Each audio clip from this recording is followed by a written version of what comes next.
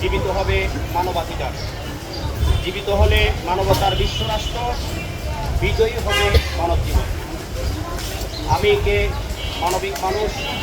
তুমি কে? মানবিক মানুষ। আমরা কে? মানবতার বিপ্লব। জীবন কার? যার যার। মালিককে? দয়াময় স্রষ্টা। মুক্তির উৎসকে? প্রাণাধিক প্রিয় নদী। সংকটের কারণ কি? এক গোষ্ঠীর রাষ্ট্র। জীবনের পরাধীনতা কি? স্বৈরদস্যুতন্ত্র। মিথ্যা কি? বস্তুবাদ। ধোঁকা কি? ধর্মের নামে অধর্ম উগ্রবাদ। অপরাধ কি? একক গোষ্ঠীবাদী স্বৈর রাজনীতি। মুক্তির কূটনীতি, মানবতার রাজনীতি। রাষ্ট্রকার সব মানুষের, সম্পদকার সব মানুষের, দুনিয়াকার সব মানুষের। বাঁচার উপায় কি? মানবতার রাষ্ট্র।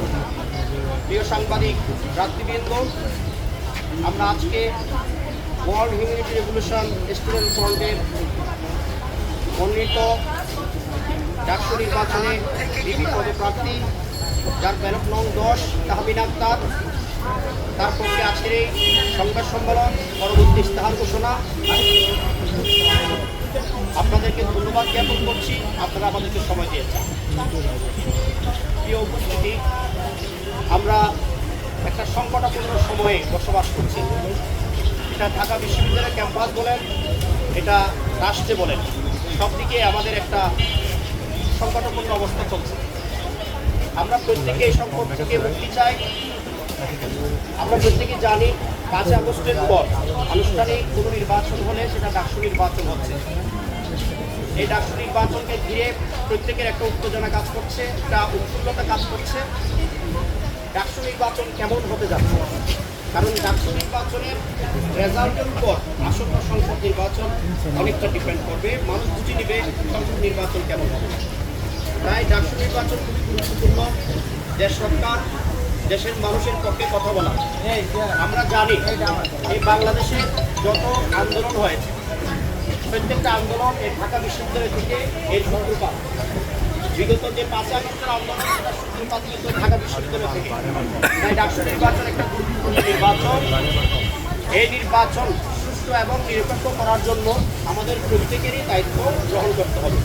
বিশেষভাবে আপনারা সাংবাদিকরা আছেন, আপনারা যদি সুষ্ঠুভাবে নিরপেক্ষভাবে এই ডাকসু নির্বাচনকে পরিচালনার সহযোগিতা করেন এবং আপনাদের মাধ্যমে আমরা এই ডাকসু নির্বাচন যারা পরিচালনা করবে তাদের উদ্দেশ্য বলবো যে আপনারা এই ডাকসু নির্বাচন সুষ্ঠু করুন এবং দলীয় পক্ষপাতদুষ্ট না হয়ে নিরপেক্ষ ভূমিকা রেখে ডাকসু নির্বাচনটা যাতে সবাই সুন্দরভাবে, ভালোভাবে, শৃঙ্খলভাবে এবং নিরাপত্তার সাথে ভোট প্রয়োগের মাধ্যমে একটা সুন্দর সুষ্ঠু নির্বাচনের মাধ্যমে একটা ডাকসুর রেজাল্ট আনতে পারে, সেক্ষেত্রে আপনারা সহযোগিতা করবেন। আমরা ইতিমধ্যে যেটা ডাকসু নির্বাচনকে কেন্দ্র করে কিছু উচ্ছৃঙ্খল বিশৃঙ্খল পরিবেশ আমরা দেখতে পাচ্ছি। গতকালকের ঘটনা আপনারা প্রত্যেকে জানেন। একটা যে কোনো একটা দলের ব্যাপারে যদি কারো আপত্তি থাকে, সেটা রিট করতে পারে। যদি সেটা তার পক্ষে বৈধ মনে হয়, রিট করতেই পারে। আমার ব্যাপারে যদি কোনো অবজেকশন থাকে কারো, সে রিট করতে পারে, তার একটা অধিকার থাকতে পারে।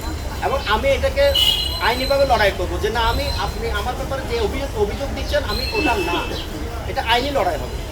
কিন্তু আমরা যেটা দেখতে পাই, এই গতকালকের একটা রিটকে কেন্দ্র করে প্রথমত ডাকসু নির্বাচন স্থগিত করা হয়, পরবর্তীতে আবার সেটাকে বলবৎ রাখা হয়।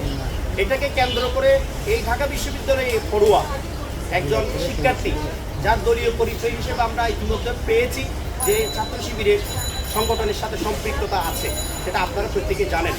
তাহলে সরাসরি যে বোনটা রিট করলো সেই বোনের ব্যাপারে এভাবে গণধর্ষণের যে হুমকি, এটা আসলেই কারোর জন্য কাম্য নয়।